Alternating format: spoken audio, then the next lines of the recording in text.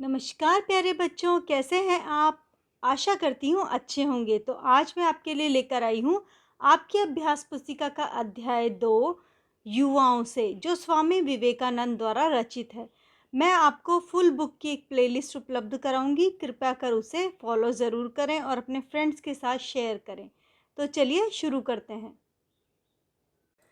जैसा कि इस अध्याय के शीर्षक युवाओं से को पढ़कर हमें पता चलता है, स्वामी विवेकानंद जो है वो भारत के युवाओं या यूथ से जो बातें करना चाहते हैं वो इस अध्याय में संकलित है। युग पुरुष स्वामी विवेकानंद जी का जन्म 12 जनवरी 1836 को कलकत्ता, जिसे अब कोलकाता कहा जाता है, में हुआ था। नरेंद्र नाथ स्वामी विवेकानंद के बचपन का नाम के पिता विश्वनाथ दत्ता और माता भुवनेश्वरी देवी थी। बचपन से ही आप बहुत ही प्रतिभाशाली, गरीबों के प्रति दयापूर्ण हृदय रखने वाले और भक्ति एवं वेदांत में रुचि रखने वाले थे। श्री रामकृष्ण परमहंस आपके गुरु थे। गुरु का अर्थ होता है इनके आध्यात्मिक गुरु थे, टीचर थे इनके। स्वामी विवेकानंद अच्छे वक्ता थे तथा सभी धर्मों के अध्येता थे। वक्ता का अर्थ होता है अच्छा बोलने वाला, और इसके अलावा वो सभी धर्मों का भी अध्ययन कर चुके थे। सितंबर 1893 में अमेरिका के शिकागो शहर में आयोजित सर्वधर्म सम्मेलन में हिंदू धर्म, भक्ति और वेदांत के बारे में स्वामी जी ने जो भाषण दिया वह अद्वितीय था। और ये बहुत ही फेमस भाषण है जिसके अंदर हिंदू धर्म और संस्कृति के बारे में स्वामी विवेकानंद ने बताया। आप भारत देश, भारत की प्रजा और भारतीय संस्कृति के अच्छे ज्ञाता थे। ज्ञाता का अर्थ है जो सब कुछ जानता है। इस प्रकार खंड खंडांतर में हिंदू धर्म को अन्योन्य भक्ति और वेदांत के प्रचार प्रसार में आप निरंतर कार्य करते रहे। तो खंड खंडांतर का मतलब होता है बहुत लंबे समय तक। आपकी मृत्यु 4 जुलाई 1902 को हुई। कर्मयोग, भगवान कृष्ण और भगवत गीता, मरणोपरांत जीवन, मेरे गुरुदेव आदि आपकी प्रसिद्ध रचनाएं हैं। मतलब ये बुक्स जो हैं वो इन्होंने पब्लिश की। प्रस्तुत संबोधन युवाओं से में स्वामी विवेकानंद जी ने नव युवकों का मार्गदर्शन किया है। आपका विश्वास था कि देश का उद्धार केवल नवयुवक और नवयुवतियों के द्वारा संभव है। स्वामी विवेकानंद जी ने हमें मानव निर्माणकारी धर्म एवं दर्शन की शिक्षा दी, जो हमारे राष्ट्र निर्माण के लिए अनुपम देन है। तो स्वामी विवेकानंद जी ने ये माना कि अगर हम भारत का उद्धार कर सकते हैं या इसका विकास कर सकते हैं तो वो केवल युवाओं के द्वारा ही संभव है, यूथ के द्वारा। स्वामी जी की 150वीं जयंती के उपलक्ष्य में विचारधारा का परिचय विद्यार्थियों को दिलाने हेतु इस अनुदित पाठ का चयन किया गया है। तो यूथ जो है उन्हें पता चले कि स्वामी विवेकानंद क्या चाहते थे, इसीलिए इसे आपके पाठ्य पुस्तक में ऐड किया है। अब हम पढ़ते हैं उनके संदेश में क्या है।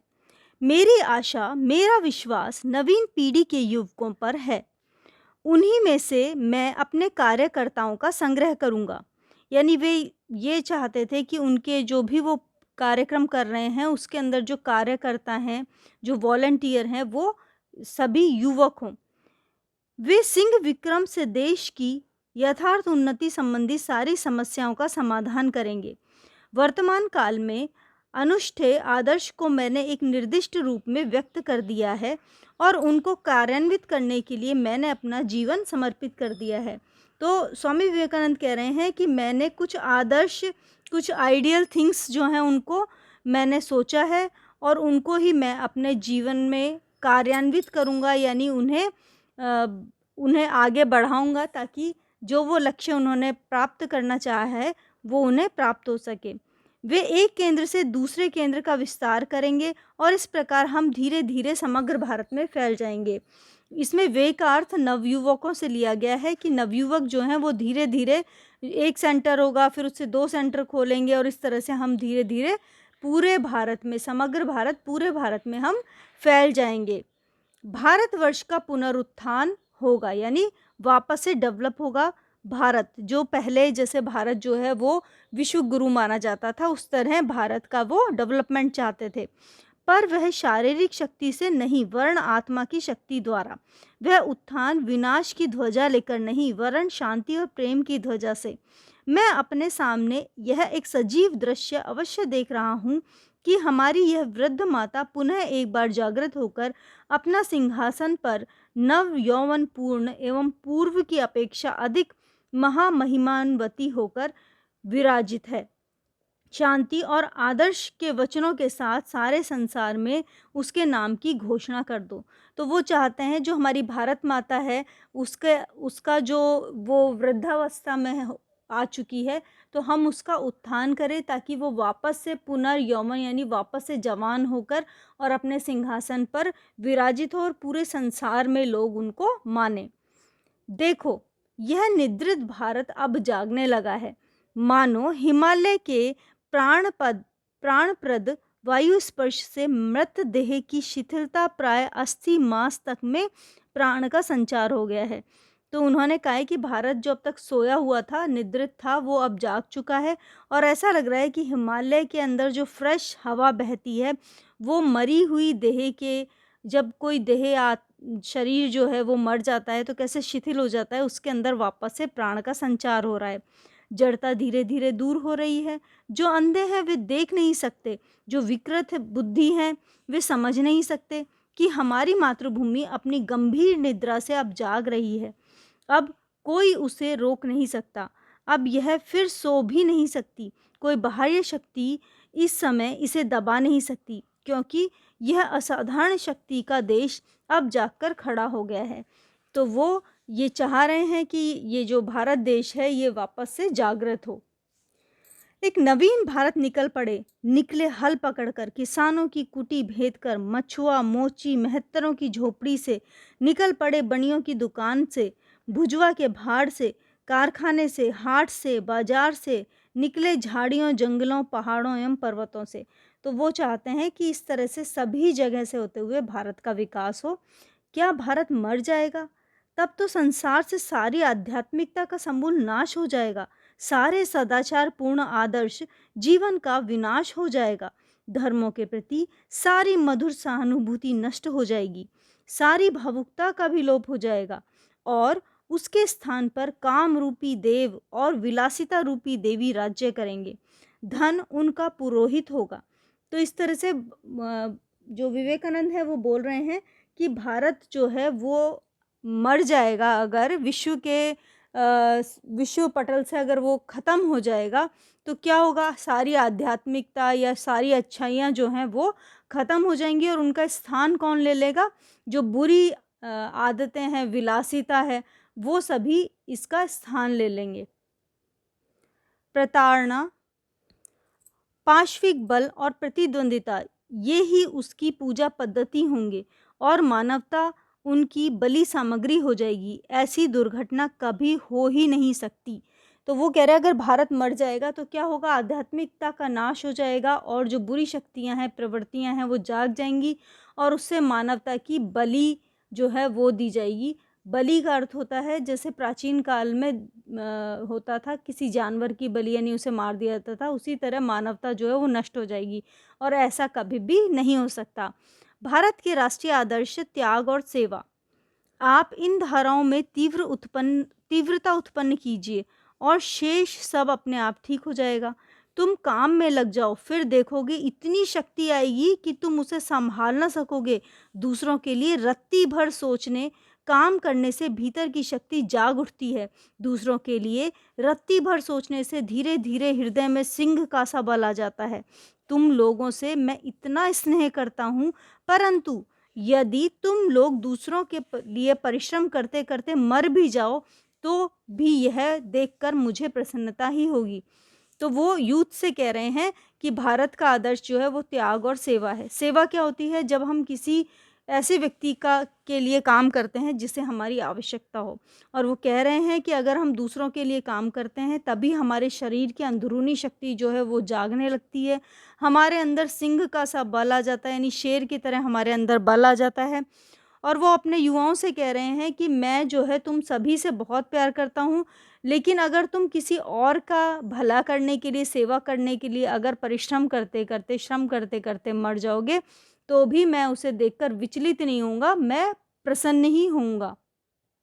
केवल वही व्यक्ति सबकी अपेक्षा उत्तम रूप से कार्य करता है जो पूर्णतः निस्वार्थ है, जिसे न तो धन की लालसा है, न कीर्ति की और न किसी अन्य वस्तु की। और मनुष्य जब ऐसा करने में समर्थ हो जाएगा, तो वह भी एक बुद्ध बन जाएगा और उसके भीतर भी ऐसी शक्ति प्रकट होगी जो संसार की अवस्था को संपूर्ण रूप से परिवर्तित कर सकती है। तो वो कह रहे हैं कि कोई भी व्यक्ति है, जब भी वह अच्छी तरह से काम करेगा तो वो कभी भी स्वार्थी नहीं होगा, वो किसी तरह के धन की लालसा नहीं करेगा और ना ही उसे अपनी कीर्ति यानी सब लोग उसे जाने, ऐसी उसको कोई अभिलाषा नहीं होगी। और जब मनुष्य जो है वो दूसरे की सहायता करने में समर्थ हो जाएगा, तो क्या होगा, वो बुद्ध बन जाएगा। बुद्ध यानी महात्मा बुद्ध से तुलना की गई है, तो वो कह रहे हैं आप भी महात्मा बुद्ध हो जाओगे। जब तक करोड़ों भूखे और अशिक्षित रहेंगे, तब तक मैं प्रत्येक उस आदमी को विश्वासघातक समझूंगा जो उनके खर्चे पर शिथ शिक्षित हुआ है, परंतु जो उन पर तनिक भी ध्यान नहीं देता। वे लोग जिन्होंने गरीबों को कुचलकर धन पैदा किया और अब ठाट बाट से अकड़ कर चलते हैं, यदि उन 20 करोड़ देशवासियों के लिए जो इस समय भूखे और असभ्य बने हुए हैं कुछ नहीं करते, तो वे घृणा के पात्र हैं। तो वो ये कह रहे हैं कि अगर आप शिक्षित हैं और आपके पास पैसा है, लेकिन आप उसका घमंड कर रहे हैं, दूसरों को कुचल कर पैसा कमाया आपने और आप ठाट-बाट से रह रहे हैं, तो ये आपकी गलती है। आपको जो भूखे लोग हैं या जिनको आवश्यकता है सहायता की, उसकी सहायता करनी चाहिए, नहीं तो आप घृणा के पात्र बन जाएँगे। ये युवाओं को बोल रहे हैं। हमेशा बढ़ते चलो, मरते दम तक गरीबों, पद दलितों के लिए सहानुभूति, यही हमारा आदर्श वाक्य है। वीर युवकों, बढ़े चलो, ईश्वर के प्रति आस्था रखो, किसी चालबाजी की आवश्यकता नहीं, उससे कुछ नहीं होता। दुखियों का दर्द समझो और ईश्वर से सहायता की प्रार्थना करो, वह अवश्य मिलेगी। युवकों, मैं गरीबों, मूर्खों और उत्पीड़ितों के लिए इस सहानुभूति और प्राणपण प्रयत्न को थाती के तौर पर तुम्हें अर्पित करता हूँ। प्रतिज्ञा करो कि सारा जीवन इन 30 करोड़ लोगों के उद्धार कार्य में लगा दोगे, जो दिनों दिन अवनति के गर्त में गिरते जा रहे हैं। तो वो बोल रहे हैं अपने युवाओं से कि तुम्हें गरीबों की, पद दलितों की, इन सभी लोगों की जो है सहायता करनी है, अपने ईश्वर के प्रति आस्था बनाए रखनी है, आपको दुखियों का दर्द समझना है और आपको ईश्वर से सहायता के लिए हमेशा प्रेयर करते रहना है। तो ऐसा करने से क्या होगा, जो लोग दिन दिन अवनति के गर्त में जा रहे हैं यानी नीचे डूब रहे हैं या उनकी उन्नति नहीं हो रही है, वो सभी लोग लोग जो हैं वो सहायता के द्वारा ऊपर आएंगे। यदि तुम सचमुच मेरी संतान हो, तो तुम किसी वस्तु से ना डरोगे, ना किसी बात पर रुकोगे, तुम सिंह तुल्य हो। हमें भारत को और पूरे संसार को जगाना है। तो वो कह रहे हैं युवाओं से कि तुम मेरी संतान हो, तुम मेरे पुत्र या पुत्री हो, तुम डरोगे नहीं, रुकोगे नहीं, तुम शेर की तरह हो, तुम्हें पूरे संसार को और भारत को जगाना है। तुम तो ईश्वर की संतान हो, अमर आनंदी के भागी हो, पवित्र और पूर्ण आत्मा हो। अतएव तुम कैसे अपने को जबरदस्ती दुर्बल कहते हो? उठो, साहसी बनो, वीर्यवान हो जाओ, सब उत्तरदायित्व अपने कंधे पर लो। यह याद रखो कि तुम स्वयं अपने भाग्य के निर्माता हो। तुम जो कुछ बल या सहायता चाहो, वह सब तुम्हारे भीतर ही विद्यमान है।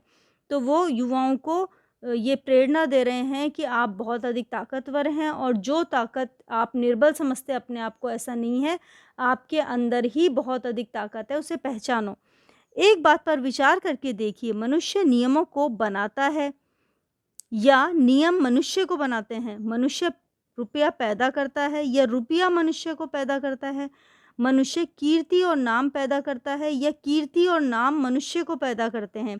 मेरे मित्रों, पहले मनुष्य बनिए, तब आप देखेंगे कि वे सब बाकी चीज़ें स्वयं आपका अनुसरण करेंगी। परस्पर घृणित द्वेष भाव को छोड़िए और सउद्देश्य, सदुपाय, सत्साहस और सद्रिय का अवलंब कीजिए। आपने मनुष्य योनि में जन्म लिया है, तो अपनी कीर्ति यहीं छोड़ जाइए। तो उन्होंने कहा है कि आप जो भी कुछ सोचते हो कि ये चीज़ें इम्पोर्टेंट हैं, वो सभी क्या है, मनुष्य हो आप पहले, उसके बाद ये सब चीज़ें आई हैं। तो आप अपने आप को अच्छे उद्देश्य के लिए आगे बढ़ाओ, और आपने मनुष्य योनि में जन्म लिया है, अपनी कीर्ति यहीं छोड़ जाइए का मतलब है कि आप मर जाएँ, उसके बाद भी लोग आपको याद रखें। ऐसे काम जो हैं आपको इस मनुष्य जीवन में करने हैं। जाति तो व्यक्तियों को केवल समष्टि है। शिक्षा के द्वारा प्रत्येक व्यक्ति को उपयुक्त बनाने के सिवा मेरी और कोई उच्चाकांक्षा नहीं। अपनी चिंता हमें स्वयं ही करनी है। इतना तो हम कर ही सकते हैं, क्योंकि दुनिया तभी पवित्र और अच्छी हो सकती है जब हम स्वयं पवित्र और अच्छे हों। वह है कार्य और हम हैं उसके कारण। इसीलिए आओ हम अपने आप को पवित्र बना लें। आओ हम अपने आप को पूर्ण बना लें। तो इस तरह से वो बोल रहे हैं युवाओं को कि व्यक्ति जो है उसको जातियों के अंदर बाँट दिया जाता है, लेकिन ऐसा नहीं है। व्यक्ति जो है वो स्वयं के अंदर ही समष्टि है, संपूर्ण है, और शिक्षा जो है वो हमारे लिए एक हथियार की तरह काम करती है। हमें स्वयं की चिंता जो है वो करनी है, और हमें इस दुनिया को अच्छा बनाना है। केवल मनुष्य की आवश्यकता है और सब कुछ हो जाएगा, किंतु आवश्यकता है वीर्यवान, तेजस्वी, श्रद्धा संपन्न और अंत तक कपट रहित नवयुवकों की। इस प्रकार से 100 नवयुवकों से संसार के सभी भाव बदल जाएंगे, और सब चीज़ों की अपेक्षा इच्छा शक्ति का अधिक प्रभाव है। इच्छा शक्ति के सामने और सब शक्तियाँ दब जाएंगी, क्योंकि इच्छा शक्ति साक्षात ईश्वर से निकल कर आती है। विशुद्ध और दृढ़ इच्छा शक्ति सर्वशक्तिमान है। वो युवकों को कह रहे हैं कि उन्हें केवल मनुष्य की आवश्यकता नहीं है, उन्हें ऐसे नवयुवकों की आवश्यकता है जो तेजस्वी हो, श्रद्धा संपन्न हो, और किसी भी कार्य को करने में अंत तक छल कपट, किसी को हानि पहुंचाने की जो भावना है वो उनके अंदर नहीं हो। ऐसे युवक उन्हें चाहिए। ऐसे अगर 100 युवक भी उन्हें मिल गए तो ये सारा संसार जो है वो बदल सकते हैं। क्यों? उनकी दृढ़ इच्छा शक्ति से। जो दृढ़ इच्छा शक्ति है उससे क्या होता है, वो साक्षात प्रभु की या ईश्वर से निकल कर आती है, और इसीलिए ऐसे नवयुवक जो हैं वो देश को बदल सकते हैं। मैंने तो इन नवयुवकों का संगठन इसलिए करने के लिए जन्म लिया है। यही क्या, प्रत्येक नगर में सैकड़ों और मेरे साथ सम्मिलित होने को तैयार हैं। स्वामी विवेकानंद कह रहे हैं कि मैंने यहाँ पे जन्म लिया है इन नवयुवकों को संगठित करने के लिए, एक साथ लाने के लिए,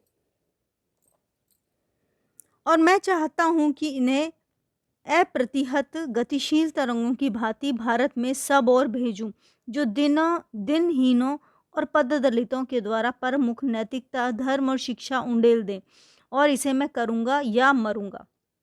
तो इस तरह से उन्होंने ये एक दृढ़ संकल्प दिखाया है कि मैं नवयुवकों को देश के प्रत्येक भाग में लोगों के उत्थान के लिए भेजूँगा। मैं सुधार में विश्वास नहीं करता, मैं विश्वास करता हूँ स्वाभाविक उन्नति में। मैं अपने को ईश्वर के स्थान पर प्रतिष्ठित कर अपने समाज के लोगों के सिर पर यह उपदेश, तुम्हें इस भांति चलना होगा, दूसरे प्रकार से नहीं मरने का साहस नहीं कर सकता। मैं तो सिर्फ उस गिलहरी की भांति होना चाहता हूँ जो श्री रामचंद्र के पुल बनाने के समय थोड़ा बल लगाकर अपना भाग पूरा कर संतुष्ट हो गई। यही मेरा भाव है। तो स्वामी विवेकानंद कह रहे हैं कि मैं जो लोगों के उद्धार की कामना अपने मन में कर रहा हूँ, वो इसलिए नहीं कर रहा हूँ कि आप लोग मुझे भगवान बना दो और मैं भगवान के स्थान पर, ईश्वर के स्थान पर प्रतिष्ठित होकर तुमको बताऊँ कि तुम कोई काम ऐसे करो, ऐसे मत करो। तो मैं ये सब करना नहीं चाहता। मैं तो उस गिलहरी की तरह बनना चाहता हूँ जिसने श्री राम, जब आप जानते होंगे, जब श्री राम पुल बनाने लगे तो उस समय गिलहरी जो है वो भी छोटे-छोटे पत्थर लाकर पुल के लिए डाल रही थी। उस तरह से वो अपना छोटा-सा भाग समझते हैं इसको, भारत के उत्थान, भारत या विश्व के उत्थान में उसे ही करना चाहते हैं। लोग स्वदेश भक्ति की चर्चा करते हैं।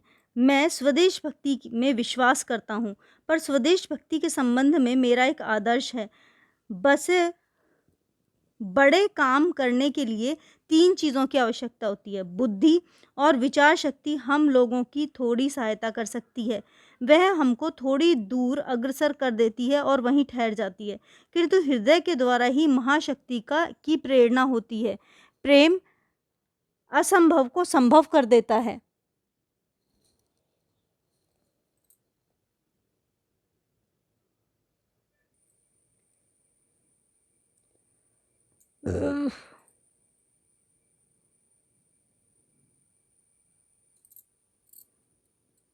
जगह के सब रहस्यों का द्वार प्रेम ही है। अतः मेरे भावी संस्कारों, मेरे भावी देशभक्तों, तुम हृदयवान बनो। तो वो कह रहे हैं आपको हृदयवान बनना है, अपने अंदर शक्ति को महसूस करना है।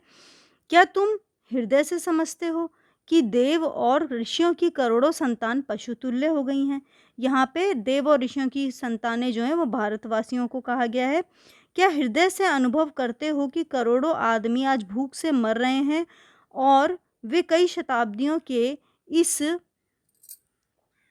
इस भांति भूखे मरते आ रहे हैं? क्या तुम समझते हो कि अज्ञात के कारण काले बादल ने सारे भारत को आच्छन्न कर लिया है, ढक लिया है? क्या तुम यह सब समझकर कभी अस्थिर होते हो, यानी तुम विचलित होते हो? क्या तुम कभी इससे अनिद्रित हुए हो कि तुम्हारी नींद उड़ गई हो ये सोच के? क्या कभी यह भावना तुम्हारे रक्त में मिलकर तुम्हारी धमनियों में बही है? क्या यह तुम्हारे हृदय के स्पंदन में कभी मिली है? क्या उसने कभी तुम्हें पागल बनाया है? क्या कभी तुम्हें निर्धन और नाश का ध्यान आया है? क्या तुम अपने नाम, यश, संपत्ति, यहाँ तक कि अपने शरीर को भी भूल गए हो? क्या तुम ऐसे हो गए हो?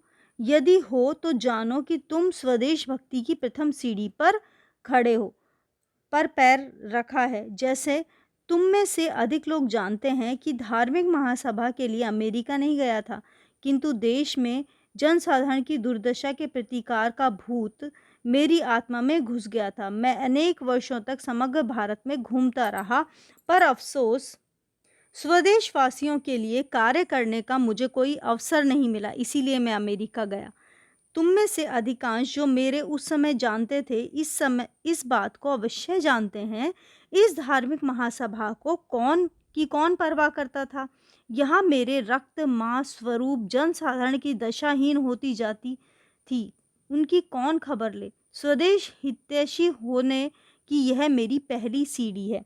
तो उन्होंने कहा कि मैं जब अमेरिका गया था, तो मैं अपने आप का कोई सम्मान बढ़ाने के लिए या पॉपुलर होने के लिए मैं नहीं गया था। मैं इसलिए गया था कि मैं पूरे भारत में घूमा, मैंने अपने देशवासियों को देखा, लेकिन मैं देशवासियों के लिए कोई कार्य नहीं कर पाया। लेकिन जब मुझे अमेरिका जाने का अवसर मिला, तो मुझे ऐसा लगा कि मुझे अपने देशवासियों के लिए कुछ करने का अवसर मिला है। उठो, जागो, स्वयं जगकर औरों को जगाओ, अपने नर जीवन को सफल करो। उत्तष्ट जागृत प्राप्य वारानि बोधत। उठो, जागो और तब तक रुको नहीं जब तक लक्ष्य प्राप्त ना हो जाए। ये स्वामी विवेकानंद के वचन हैं युवाओं के लिए। जो अपने आप में विश्वास नहीं करता वह नास्तिक है। प्राचीन धर्मों में कहा है वह नास्तिक है जो ईश्वर में विश्वास नहीं करता। नया धर्म कहता है वह नास्तिक है जो अपने आप में विश्वास नहीं करता। तो स्वामी विवेकानंद कहते हैं कि आज जो युग है वो आप स्वयं अपने आप पे विश्वास करो, वो युग है। आपको अपने ऊपर विश्वास करना चाहिए। यह एक बड़ी सच्चाई है। शक्ति ही जीवन और कमजोरी मृत्यु है। परम सुख जीवन अजर अमर, कमजोरी कभी न हटने वाला बोझ और यंत्रणा है।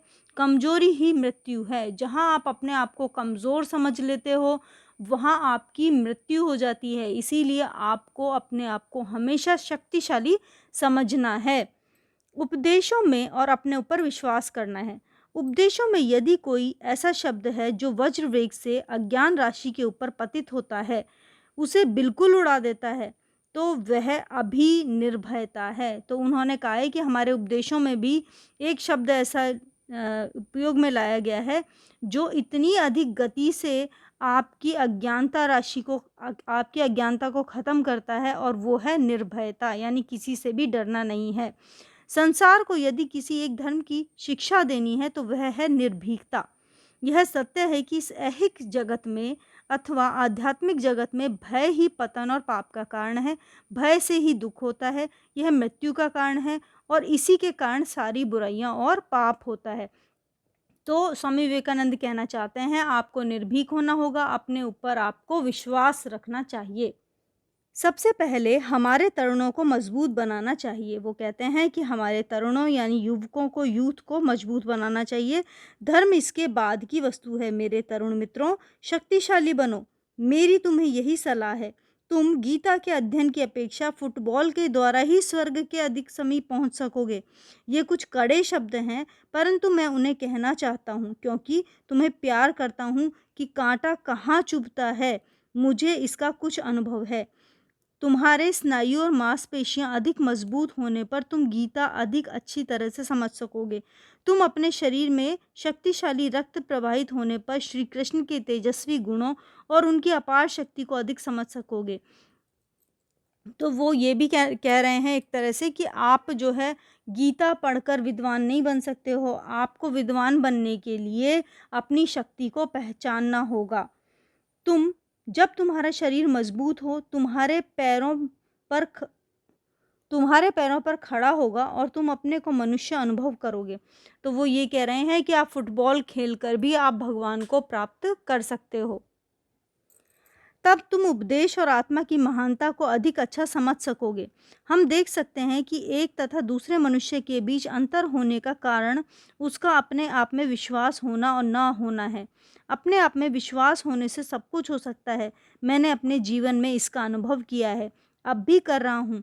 जैसे जैसे मैं बड़ा होता जा रहा हूँ, मेरा विश्वास और दृढ़ होता जा रहा है। तो वो कह रहे हैं कि दो मनुष्य के अंदर जो अंतर होता है वो किस कारण से होता है कि जो मनुष्य अपने ऊपर अच्छे से विश्वास करता है वो आगे बढ़ जाता है और जो अपने ऊपर विश्वास नहीं कर पाता है वो नीचे चला जाता है। प्रत्येक आत्मा ही अव्यक्त ब्रह्म है। बाह्य और अंतः प्रकृति दोनों का नियंत्रण कर इस अनंत अंतर्निहित ब्रह्म स्वरूप को अभिव्यक्त करना ही जीवन का ध्येय है। कर्म, भक्ति, योग और ज्ञान के द्वारा, इसमें से किसी एक के द्वारा या एक से अधिक के द्वारा या सबके सम्मेलन के द्वारा यह ध्येय प्राप्त कर लो और मुक्त हो जाओ। यही धर्म का सर्वस्व है। मत मतांतर, विधि और अनुष्ठान, ग्रंथ, मंदिर ये सब गौण है। यदि ईश्वर है तो हमें उसे देखना चाहिए, यदि आत्मा है तो हमें उसका प्रत्यक्ष अनुभूति कर लेनी चाहिए, अन्यथा उन पर विश्वास न करना ही अच्छा है। ढोंगी बनने की अपेक्षा स्पष्ट रूप से नास्तिक बनना अच्छा है। तो वो कह रहे हैं कि आपको आपकी आत्मा जो है वो ही ब्रह्मा है, आपको अपने ऊपर पूरा भरोसा होना चाहिए। इसके अलावा अगर आप कोई भी अन्य अनुष्ठान करते हैं, ग्रंथ पढ़ते हैं, मंदिर जाते हैं, तो ये सभी गौण चीज़ें हैं, इनका महत्व अधिक नहीं है। अधिक महत्व किसका है? आप अपने ऊपर और अपनी आत्मा के ऊपर पूरा विश्वास रखें। एक विचार ले लो, उसी विचार के अनुसार अपने जीवन को बनाओ, उसी को सोचो, उसी का स्वप्न देखो और उसी पर अवलंबित रहो। अपने मस्तिष्क, मांसपेशियों, स्नायुओं और शरीर के प्रत्येक भाग को उसी विचार से ओतप्रोत होने दो और दूसरे सब विचारों को अपने से दूर रखो। यही सफलता का रास्ता है, यही वह मार्ग है जिसने महान धार्मिक पुरुषों का निर्माण किया है। तो वो क्या कह रहे हैं कि आप अपनी विचारधारा जो है, एक विचारधारा फिक्स करो और उसका स्वप्न देखो, उसी के ऊपर आगे बढ़ो। और हर धार्मिक महापुरुष जो बने हैं, भारत के अंदर महान लोग हुए हैं, उन सभी ने यही मार्ग अपनाया है। मैं अभी तक के सभी धर्मों को स्वीकार करता हूँ और अब उनकी पूजा करता हूँ। मैं उनमें से प्रत्येक के साथ ईश्वर की उपासना करता हूँ। वे स्वयं चाहे किसी भी रूप में उपासना करते हों। मैं मुस्लिमों की मस्जिद में जाऊँगा, मैं ईसाइयों की गिरजा और क्रॉस के सामने घुटने टेक कर प्रार्थना करूँगा।